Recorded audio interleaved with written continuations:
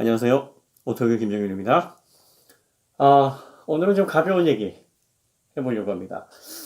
제가 10대 후반서부터 IT 디지털 제품에 빠져가지고 20대, 30대는 정말 미쳐 있었습니다. 특히 노트북 PC에 매료가 돼가지고 지금까지 한 3천여 대 좀 생각해봐도 너무 웃긴데 한 3천여 대 정도 네, 써봤던 것 같아요. 지금 저도 이해가 안 되는데 노트기어도 그래서 시작을 했습니다. 그 순수하게 이렇게 좀 취미 활동으로 시작을 했던 게 이제 시작이 돼가지고 거의 뭐 노트기어는 20년 정도 한 것 같아요. 지금은 많이 안 하고 있는데 네. 저도 왜 그렇게 빠졌는지 모르겠습니다. 물론 한 가지에 이렇게 빠지면은 깊이 빠지는 성격이긴 한데 특히 노트북 PC 같은 경우에는 그 PC라는 그 전에 전자제품하고 좀 많이 그 다른 개념이었지 않습니까? PC는 이 크리에이티브한 작업을 할 수 있는 생산성 있는 기기였고 그것이 이런 작은 본체에 다 담겨져 있다라는 그 밀도 있는 응집성 때문에 거기에 너무 매료가 됐어요. 지금도 좋아합니다. 지금도 동시에 그래서 노트북을 한 5대, 6대 정도를 쓰는 습관을 아직도 유지를 하고 있습니다. 여러분들이 노트북을 제가 뭐 한 3,000대 정도 써봐서 제가 노트북을 가장 잘 많이 압니다. 이게 아니라 그렇게 많이 써보니까 결론이 나오더라고요. 간단하게 노트북 이꼬르 뭐다. 최고의 노트북은요. 첫 번째, 가벼워야 됩니다. 가벼운 게 최고예요. 무거운 거? 아우, 힘들어요. 그 다음 두 번째, 배터리가 오래 가야 됩니다. 이 전원 찾으러 다니는, 이 플러그 꽂으러 다니는 거, 그거 진짜 고역입니다. 그 다음 세 번째, 노트북은 이 외장이 이렇게 좀 관리하기가 편해야 됩니다. 맥북 스타일? 네. 그 다음에 최근에 삼성에서 나오는 플렉스 아주 이쁘죠. 갤럭시북 이쁩니다. 하지만 신경이 많이 쓰여요. 그래서 이제 제가 최근에 많이 가지고 다니는 노트북이 이 그램 17. 이게 가볍고 배터리가 오래가고 디스플레이도 17인치인데 생긴 거하고 달리 막 굴려도 돼요. 막 굴린다는 표현이 좀 그렇지만 이게 파우치 없이 그냥 아무 가방에다 집어넣고 다녀도 문제가 없습니다. 그리고 이 책상 뚫었던 어? 어? 어떻게? 대표님! 여러분 지금 책상을 뚫었어요! 이게 뭐 하는 짓이에요 이게 지금! 네, 내구성 테스트 여기 보시면 그 흔적들이 이렇게 나와 있어요. 막 칼로 막 쳐서 이렇게 여기 이제 깎이시는 거 보이죠? 네. 세상에. 예, 상체기도 내고 이렇게 막 쳐가지고 책상 뚫기도 하고 요거 내구성 테스트한 제품인데 거의 지금 9개월 가까이 아무 문제 없습니다. 요것도 외장에 이렇게 스크래치가 잘 안 남아요. 또 가볍고 배터리가 오래 갑니다. 그래서 성능 여부를 떠나서 여기 업그레이드한 거는 이제 SSD만 다 2TB, 2TB 넣어서 확장을 해서 지금 가지고 다니거든요. 메모리는 16기가, 요거는 32GB로 해서 가지고 다닙니다. 굉장히 가볍고 배터리가 오래 가니까 휴대할 때 상당히 많이 쓰고 있어요. 자, 그 다음에 이제 뭐 갤럭시북 S 윈도우 버전 이쁘죠? 핑크. 근데 이 모델은 얇고 가볍고 이쁜데 꼭 파우치에 넣게 돼요. 왜냐면 이게 약하거든요. 지금도 이제 몇 군데 긁혔어요. 이쁜 건 다 좋은데 이게 문제예요. 그래서 요게 좀 신경 쓰이게 하더라고요. 뭐 다른 건 다 괜찮은데. 그래서 이런 것들도 관리를 잘 하시는 분들은 괜찮은데 저같이 편하게 막 들고 다니고 싶어 하시는 분들은 이런 모델들은 좀 고려를 하셔야 됩니다. 이거 신경 쓰이게 하는구나. 네. 굉장히 무딘데도 여기다 넣고 다녀요. 자, 그 다음에 재밌는 건 이 노트북 현재 가지고 다니는 것 중에서 가장 많이 쓰는, 가장 오래 쓰는 제품이 뭐냐면요. 바로 이겁니다. 엘리트북 X360이라고요. 요거 펠리세이드로 깔아뭉긴 실험을 한 5번, 6번 지나갔죠. 영상 보시면은 아직도 그 등록이 되어 있는데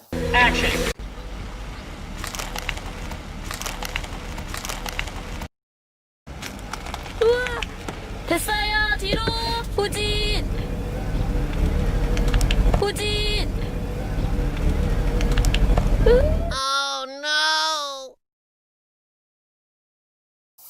보시면은 이게 디스플레이가 깨져가지고 안에가 없어요. 디스플레이를 제거한 상태에서 이거는 수입이 되니까요. 이런 상태에서 외부 모니터에 물려가지고 이 슬림 데스크탑 형태로 사용을 하는데 이 확실히 디스플레이의 가독성이 노트북 PC든 뭐든 이 사용 시간을 좌우하는 키포인트입니다. 그래서 제가 이거를 그 4K 모니터에 물려서 사용을 하는데 그래서 그런지 몰라도 이걸 제일 많이 사용을 합니다. 그리고 요것도 이제 1TB로 다른 건 다 그대로고요. 16GB SSD만 늘려서 사용을 하고 있는데 요거 괜찮습니다. 그래서 이제 요즘 들어서 느끼는 건 이 성능이 떨어져서 못 쓰는 건 없다. 자신의 환경과 용도 이런 것들을 잘 고려해서 거기에 맞는 제품을 구입하신 다음에 그 제품을 그냥 오래 사용하세요. 그리고 새로운 신제품이 나오더라도 바꿔봤자 이 성능 그다지 그렇게 확 체감할 정도로 높아지지 않습니다. 지금 뭐 휴대폰 같은 경우에는 이제 Z 플립을 사용을 하는데 이 모델 같은 경우에는 이제 다른 장점은 잘 모르겠어요. 근데 이렇게 접히면 한 손에 그립감이 딱 좋습니다.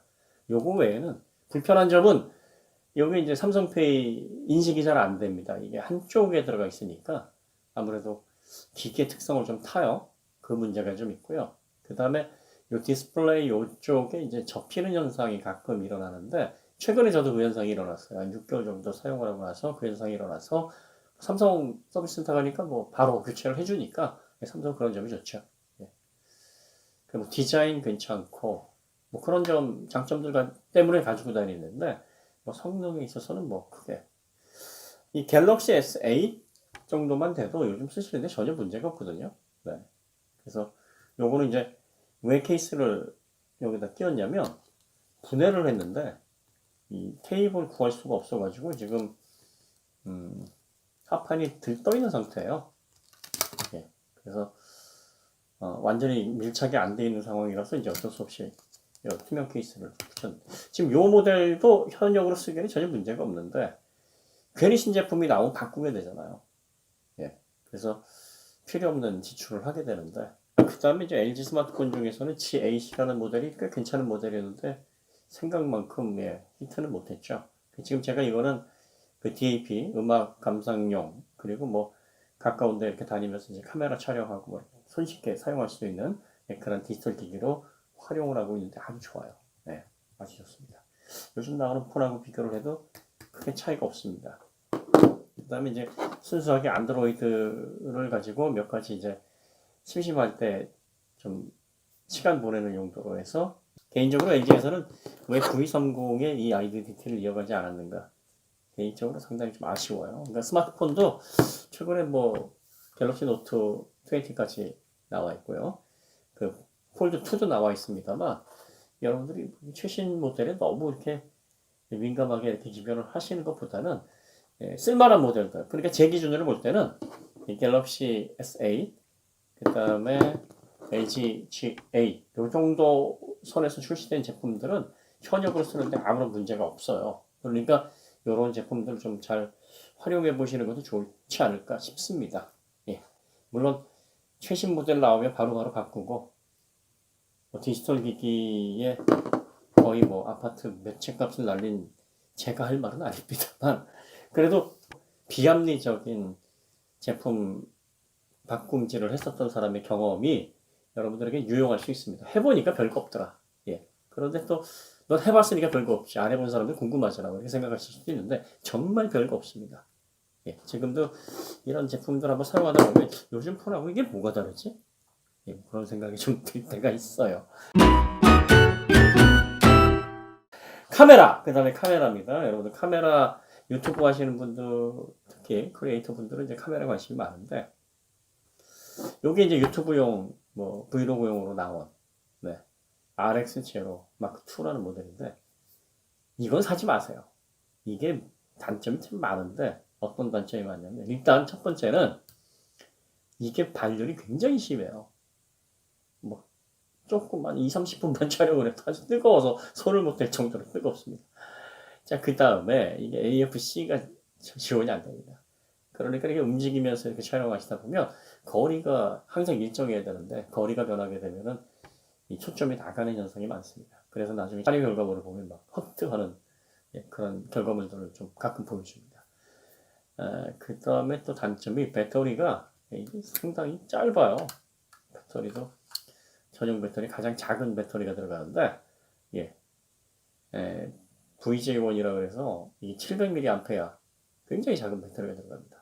그리고 이게 방수 방지를 기본적으로 지원하다 보니까 이 보조 배터리를 연결을 할 수 있는 구조도 또 아니에요. 가격 대비 그다지 추천드리고 싶은 제품이 아닙니다. 여러분들 영상 촬영하시는 용도로 사용하신다 그러면 이 RX 시리즈, RX100 시리즈, 네, 요거 사용하시면 딱 좋을 것 같아요. 지금 RX100 시리즈가 7까지 나와 있는데 저는 이제 5까지만 구입을 했어요. 1부터 5까지만 구입을 했는데 지금 4는 저희 딸이 쓰고 있고 2도 저희 가족이 좀 쓰고 있습니다. 자, 요게 이제 1이죠. 가장 제일 먼저 나왔던 1. 그 다음에 요게 3입니다. 마크 3. 요게 마크 5예요. 그런데 이 1하고 2는 사실 좀 너무 오래돼가지고 요건 추천 안 드리고요. 사실 이 RX100 마크 3만 돼도 쓰시는데 아무런 불편이 없어요. 어차피 이 카메라, 소니 카메라는요, 4K를 지원한다고 해서 5분 이상 촬영 안 됩니다. 그 다음에 FHD도 30분 이상 촬영 안 됩니다. 일부러 그렇게 해놨죠. 뭐 캠코더랑 구별을 하기 위해서. 네, 그래서 최신 모델을 구입하셔도 그건 마찬가지예요. 근데 이 모델부터는 이제 뷰파인더가 여기 들어가 있어서 밖에서 쓰시기도 좋고. 그리고 렌즈가 f1.8 그래서 2.8. 예. 그 광각시는 f2.8 또 망원시. 요게 이제 70mm까지 24에서 70mm니까 표준 규격으로 사용하기가 좋은 중구간이죠. 물론 이게 시모스 센서가 이미지 센서가 1인치입니다. 그 똑딱이라고 불리잖아요. 여러 사이즈를 컴팩트 카메라를 똑딱이라고 불리는데 이 똑딱이 카메라 치고는 이미지 센서가 굉장히 큽니다. 1인치 시모스 센서, 맥시모 시모스 센서를 사용을 하고 있는데 꽤 큰 겁니다. 이게 어느 정도냐면은 보통 그 하이엔드 스마트폰에 들어가는 메인 카메라, 그 다음에 일반적인 그 보급형 똑딱이, 거기에 CCD 면적이 한 4배 정도 됩니다. 물론 풀프레임에 비할 건 아니죠. 풀프레임 같은 경우에는 풀프레임의 면적으로 따지면 한 7분의 1 정도도 안 돼요. 그러니까 거기에 비할 건 아닌데 그래도 이 정도 사이즈에서는 괜찮은 사이즈가 나옵니다. 자, 그러면 RX100 중에서 어떤 서비스를 구입을 하셔야 되냐면 제가 추천하는 거는 이 RX5 요 모델이 가장 쓰시기가 좋을 겁니다. 이게 315 이상 그 AF가 들어가요. 그래서 빠른 AF 기능을 지원을 하고요. 960 프레임 슬로우 모션 기능, 또 재밌는 기능도 가지고 있습니다. 뭐 얼마 안 됩니다. 뭐 6초인가요? 뭐 어쨌든 뭐 그 기능 들어가 있고요. 이것도 렌즈가 f2.8에서 2.8까지 밝습니다. 그래서 실내에서 촬영하시기가 굉장히 괜찮은 카메라입니다. 그리고 뭐 똑딱이긴 하지만 거의 뭐 하이엔드에 해당하는 기능을 가지고 있어요. 수동 기능이 아주 풍부하게 지원이 됩니다. 그래서 이 두 모델을 추천드리는 이유가 지금은 이제 단종이 됐지만 가끔 가다가 이제 소니에서 어떤 행사를 하냐면 리퍼비시드, 그러니까 전시 제품들을 판매를 하는 경우가 있어요. 요걸 손을 봐서 좀 저렴하게. 요거는 아마 그런 전시 제품 판매 행사로 20만 원 중후반대, 요거는 한 50만 원 내외에서 판매가 될 겁니다. 그런 기회에 구입을 하시는 거나 아니면 뭐 평화로운 중고나라 같은 데서 검색을 하셔가지고 구입하시면 됩니다. RX100 Mark5가 40만 원 내외일 겁니다. 본체 기준으로. 그 다음에 RX100 Mark3가 대략적으로 한 20만 원 내외 중고 시세가 형성이 되어 있어요. 그러니까 상태 좋은 RX100 M3 같은 경우에 마크3 같은 경우에는 진짜 성능 대비 가성비 정말 좋습니다. 그래서 여러분들이 이런 제품 사셔서 하시면 됩니다. 그러면 지금 나오는 RS6나 RX7 더 좋지 않느냐? 24에서 200mm까지 컴팩트인데 올라운드 플레이어다. 물론 좋죠. 하지만 화질, 뭐 이미지 샷이라든지 영상 화질, 그리고 또 기능적인 차이는 거의 없다고 보시면 됩니다. 영상 촬영해 놓고 보면 그게 그거고요. 특히 실내에서는 얘가 렌즈가 좀 더 밝습니다. 그래서 좀 더 뽀샤시한 영상이 나와요. 여러분들이 이게 그 풀프레임에서 f1.8은 굉장히 밝은 건데 CCD가 풀프레임에 7분의 1도 안 되잖아요. 그러니까 실질적으로 여기에서 구현되는 f1.8이 그렇게까지 밝은 어떤 화상을 이미지를 만들어주지는 않습니다. 왜냐하면 이미지 면적에 따라서 빛을 받아들이는 양도 차이가 나거든요. 그러니까 최대한 이런 작은 모델들, CCD가 작은 모델들은 밝은 렌즈가 더 낫습니다. 실내에서 유튜브 촬영하는 용으로는 사실 이 RX100 M3만 해도 충분합니다. 그래서 요거 한 20만원, 추가 배터리나 옵션 케이스나 이런 거 좀 곁들이면 한 7, 8만원, 30만원 안 될 거예요. 그렇게 해서 구입하시면 정말 만족도가 높을 겁니다. 그리고 저 같은 경우에는 지금 주력으로 사용하는 모델이 풀프레임도 아니고 뭐 라이카도 M9까지는 갖고 있습니다. 그것도 안 써요. 뭘 쓰냐면 이 RX10을 씁니다. 이 RX10을 2017년도에 나오자마자 구입을 했어요. 그래가지고 여기 영수증도 있어요. 이거 일본에서 아키하바라에서 구입을 한 거로 제가 여기 보시면 이제 18만 7,970엔을 주고 구입을 했네요. 본체만. 그리고 스트로보하고 뭐 추가 배터리하고 여러 가지 이제 구입을 해서 한 21만엔 조금 넘게 준 것 같아요. 하나로는 한 240만원 주고 이제 세트를 구입했는데 그때 구입해서 지금 3년째 정말 잘 쓰고 있습니다. 정말 잘 쓰고 있어요. 여기에도 이미지 센서는 1인치 엑스모 15씁니다. 그러니까 여기에 들어가는 이미지 센서는 여기에 들어가는 이미지 센서가 똑같아요. 근데 얘 왜 이렇게 크냐? 얘 장점이 뭐냐면 렌즈가 무려 24mm에서 600mm까지 슈퍼줌 600mm 이 대포 들고 다니려면 렌즈만 3kg예요. 3kg이고 DSLR 기본적으로 1kg 나가니까 4kg 들고 다녀야 됩니다. 이거 손목 나갑니다. 그런데 이제 밝은 외부에서는 이 CCD가 좀 작더라도 광량이 많으면 커버가 되거든요. 그 다음에 얘가 그 렌즈 구성도 참 좋아요. 선예도 좋고요. 기본적으로 이제 칼자이스의 렌즈를 사용을 하고 있는데 올라운드 플레이어로 사용하기 정말 좋습니다. 그리고 실내에서도 꽤 괜찮아요. 최대 밝기가 f2.4에서 최대 망원시까지도 f4까지 렌즈 밝기도 꽤 괜찮습니다. 물론 풀프레임 기준으로 생각할 수 있는 환산할 수 있는 렌즈 밝기는 아니에요.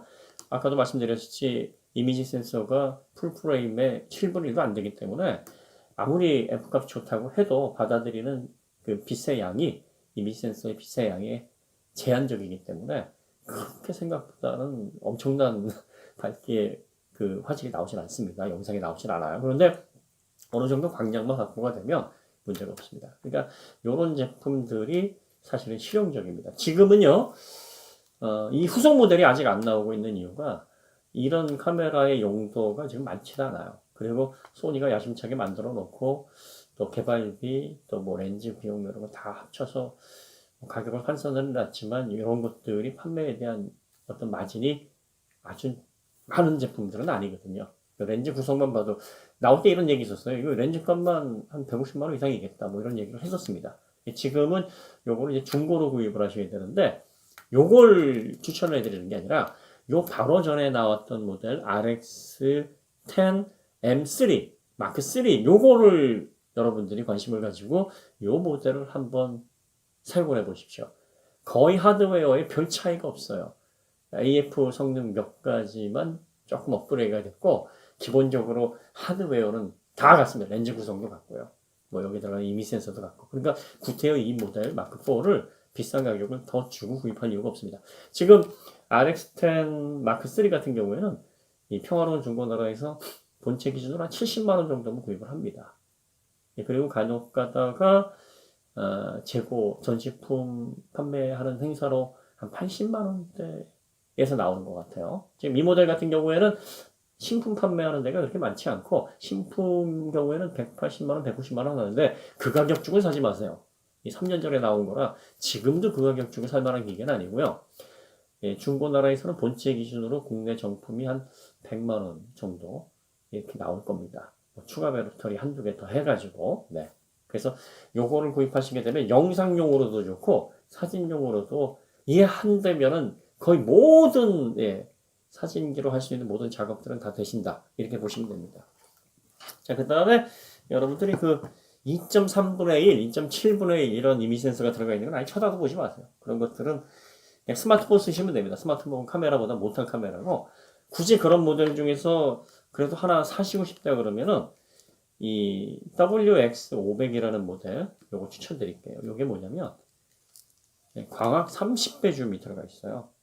예, 요런 것들은 스마트폰에서 해결해 줄 수 있는 부분. 요즘 뭐 스마트폰에서도 광학 5배 줌, 그 다음에 뭐 그 디지털 줌으로 해서 10배, 뭐 100배 뭐 이런 식으로 땡겨주는 그런 기능이 있습니다만 그래도 이렇게 렌즈가 들어가 있어서 예, 광학으로 해서 30배 줌을 물리적으로 내주는 이런 기능들이 스마트폰 기능, 스마트폰 카메라의 줌 기능보다는 아직은 그래도 앞서 있습니다. 그래서 이런 똑딱이 중에서 2.3분의 1, 2.3분의 1이 뭐냐면은 스마트폰의 메인 카메라에 들어가는 이미지 센서랑 같은 사이즈예요.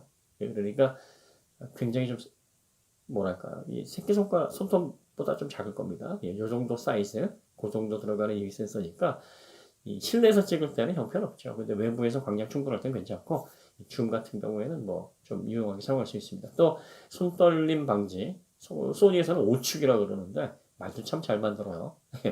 보통 우리가 짐볼 3축 짐볼하면은 뭐 다 된다고 하는데 무슨 5축이라고 하니까 이 이미지 센서 요 그 하드웨어 어셈블리가 살짝 이렇게 움직입니다. 좌우로. 그래서 떨림을 물리적으로 잡아주는 X3000 그 액션캠에 들어가는 거랑 비슷한 구조로 들어가 있습니다. 그래서 요거 구입하시면 좋습니다. 요게 WX800이라고 신제품, 그것도 신제품이 아니라 2018년에 나온 건데 그 제품이 이제 후속 제품인데 그거 살 필요 없어요. 그거나 이거나 기능은 거의 비슷합니다. 달라진 거 별로 없으니까 그냥 WX500을 전시품을 사시거나 아니면 또 중고나라 같은 데서 중고로 사시면 요건 10만 원대 초중반이면 사십니다. 한 2, 3만 원에 나온 것도 있고 상태 좋은 것들도 20만 원이 안 돼요. 그러니까 이런 거 하나 구입하셔서 쓰시면은 올라운드 플레이어로 30배 좀 활용하시면서 재밌게 쓰실 수 있습니다.